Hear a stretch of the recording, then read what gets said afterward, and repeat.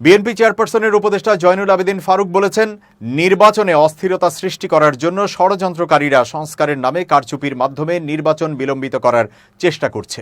তিনি মনে করেন, এই অস্থিরতার মূল কারণ হলো যারা নির্বাচনের সময় সংকট সৃষ্টি করছে এবং যারা নির্বাচনকে দেরিতে করতে চাচ্ছেন।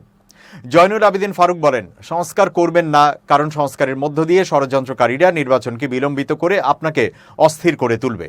দেশে যেন অস্থিরতা দেখা যায়। এই অস্থিরতার জন্য যারা দায়ী তারা আমাদের সন্দেহের তালিকায় রয়েছেন। তিনি আরো বলেন, আপনি আগে জানিয়েছিলেন জুলাইয়ে নির্বাচন হবে, পরে বললেন ডিসেম্বরে হবে। এখনও নির্বাচনের সঠিক সময় ঘোষণা না হওয়ায় আমরা আশঙ্কা করছি। যারা আন্দোলনে অংশ নিয়েছিল, যারা মামলা খেয়েছে, তারা আপনার সঙ্গে বসতে পারত, কিন্তু এখনও কোনো সুনির্দিষ্ট ঘোষণা আসেনি। বিএনপির উপদেষ্টা আরো বলেন, অর্থাৎ আমরা মনে করি যদি এই অস্থিরতার জন্য যাদের দায় দেওয়া হয় তারা যদি সেসব পরিস্থিতি সৃষ্টি করে থাকে, তাহলে বাংলাদেশ জাতীয়তাবাদী দল কখনোই সেই অস্থিরতাকে গ্রহণ করবে না। তিনি সরকারকে সতর্ক করে বলেন, আপনাকে অচিরেই আজকে, কালকে কিংবা পরশু নির্বাচনের তফসিল ঘোষণা করতে হবে।